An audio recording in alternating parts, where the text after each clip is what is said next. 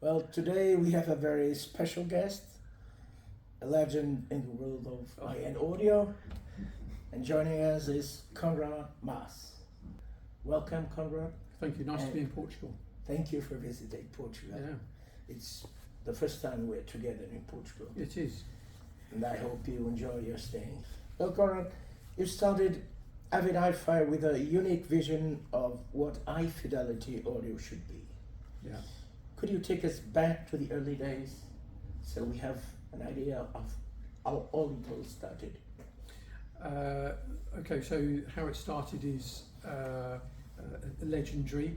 A friend of mine introduced me to a record player that he had built as a kit, and I didn't think very much of it, and after a few weeks he actually asked if I wanted to buy it, and I bought it, and it became my guinea pig. And like all hobbies, it became all consuming, and I worked on what I thought was good about it and bad about it, and learnt about other products at the time. And the thing that struck me was, at that time everyone was fascinated with wah and flutter, rumble and specifications. And there was many products that had very similar specifications, but the turntables sounded very different. So I thought there must be something else which is making the turntables sound different. And They all sounded different. yeah, so they all sounded so, a pink triangle sounded very different to a Lin, which sounded very different to a Riga, which sounded very different to a Trio or a Luxman or something, but they all had comparable specifications in terms of rumble and speed stability. So that led me down a path of finding out, well, what is the thing that makes them sound different? And that led me back to the record itself. And the record itself is basically like a cymbal, and it's full of vibration and noise. It's actually physically moving, and that has a big effect on the cartridge and how it reproduces the music. And basically it's when that record is on the turntable, how it reacts gives you that different sound. Well, the noise within the record, which is making it move and vibrate like a cymbal, is obviously noise that you don't want. It's, if you like, the noise floor of the record itself. So what I then basically developed with our turntable, which is the same across all of our turntables, is a unique bearing and clamp system that basically gets rid of that vibration out of the record on a continual basis. So we lower the noise floor of the record. Of the record itself. Of the record itself.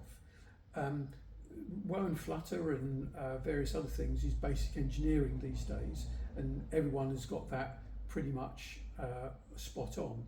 But with the reduction in the noise floor of the record itself, that gives you that inky black darkness that you have in the background, and as soon as you get rid of that noise, it basically lifts up all the other music that is there that was hidden before or smeared.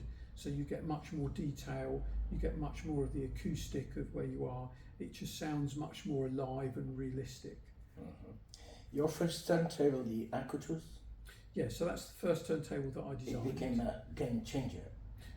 Okay, good. I think so. I've heard so because I've never listened to the Akutus. I hope that now I can Yes. have that experience. Yeah. What was your design philosophy back then, and how has it evolved over the years? Because they're different now. There's the reference. Okay, so the contradiction there is no.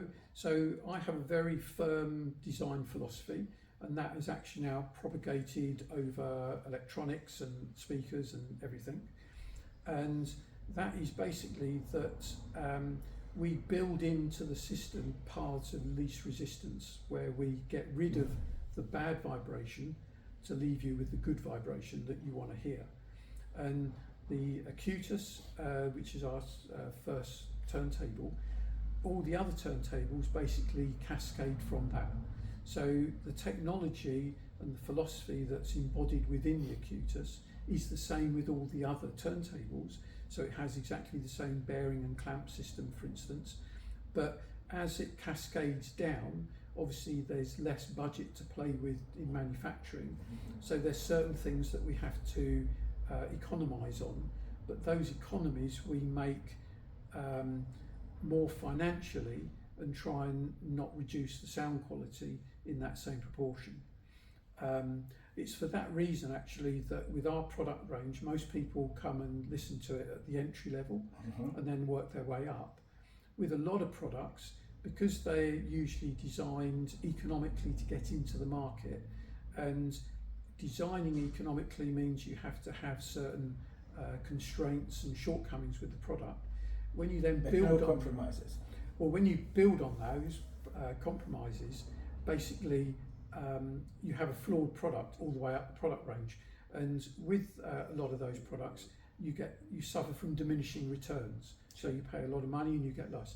With our product range, because you cascade the technology down, as you go up the range, you hear a significant difference between each model, and for that reason actually our best-selling turntables are the entry-level Ingenium and the Acutus, because people listen and then they almost think, well, you know, it sounds so much better, I'd be silly not to invest in that higher model. So the higher models, they are disproportionately. They are all suspended designs.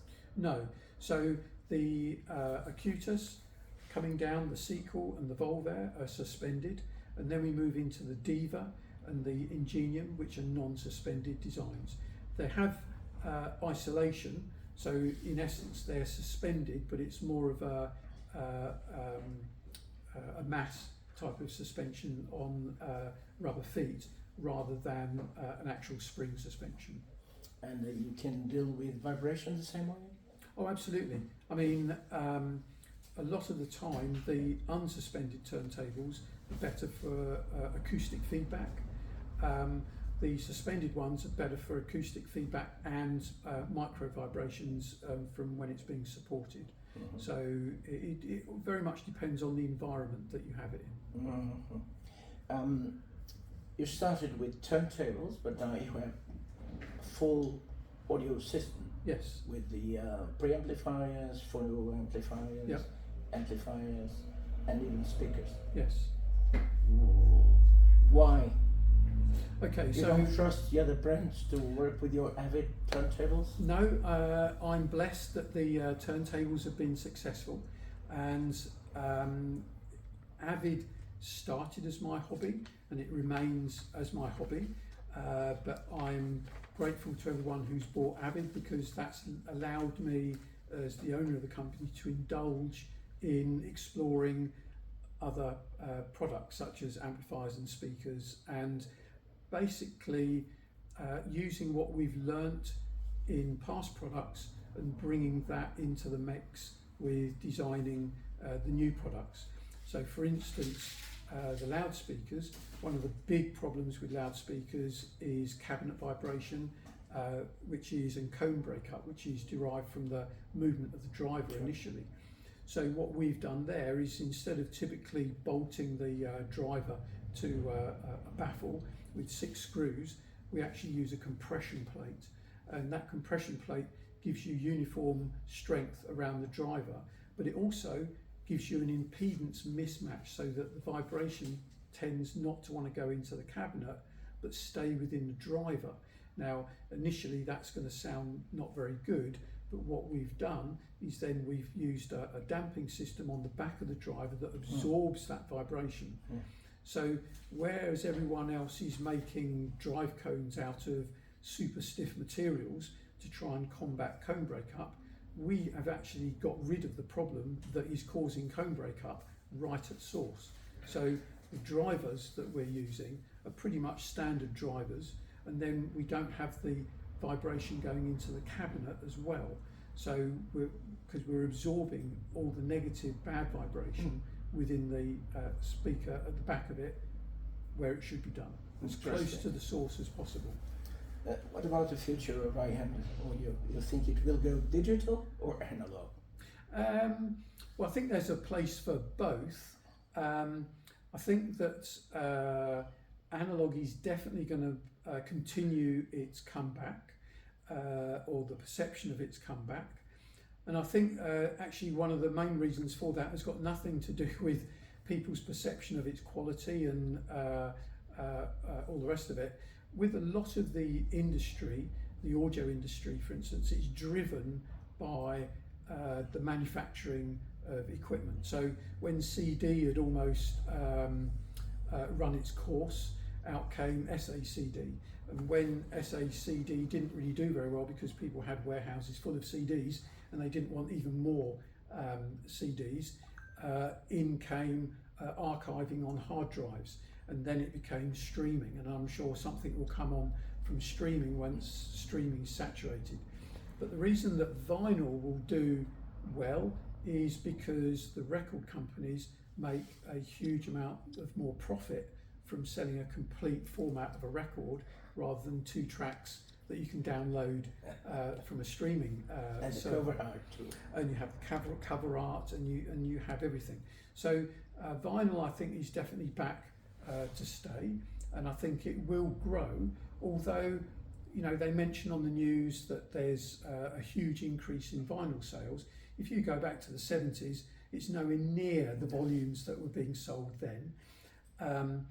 But I think that there'll always be a place for digital, because digital offers convenience. And in my eyes, really, digital should have been the replacement for the cassette tape, rather than trying to be an overarching replacement for everything. Digital, whether it be on an iPod or whatever, I see it very much like McDonald's. It's very much, it doesn't have the quality, but it's like fast food. Music. And it's fast music. You can eat it, drop it, you can transport it around with you, you can have it playing in the background. Whereas listening to a record is more like fine dining. You know, you sit down, it's a ritual. You listen. And the interesting thing I always notice today, whether it be anything digital, people tend to listen to a track of music, but before it finishes, they on to the next one, and they skip. Sometimes 30 seconds. Exactly. Whereas with vinyl, whether it's because they're too lazy to get up and do that, but they tend to listen to the whole piece. I have a friend that listens to Kobos, but he doesn't pay it, so he can listen for 30 seconds of each track. Oh, there you go. Ideal then for most digital so he keeps users. listening to different tracks. Yes. I mean, streaming services are very good for finding new music. And I tend to know quite a few people who listen to streaming services, they find new artists, and then once they've found that new artist, they reach out to try and find it in analog and on a record. And there's so many artists now that are re-releasing products that were only available on digital as CD, and they're now releasing them on vinyl. The sad thing is that they do say that the majority of people who buy records actually just keep them to then sell them in a few years' time when they've gone out as an investment, which is very sad. I once wrote that vinyl is wearing black to go to the digital funeral. Oh, there you go. Yes. So well, Conrad, it was a pleasure talking to you, and I hope you have a lot of success. Yes. In with your new distributor, Excelsior. Yes, and hopefully you'll get the opportunity to listen to some of our products. Thank you. Pleasure.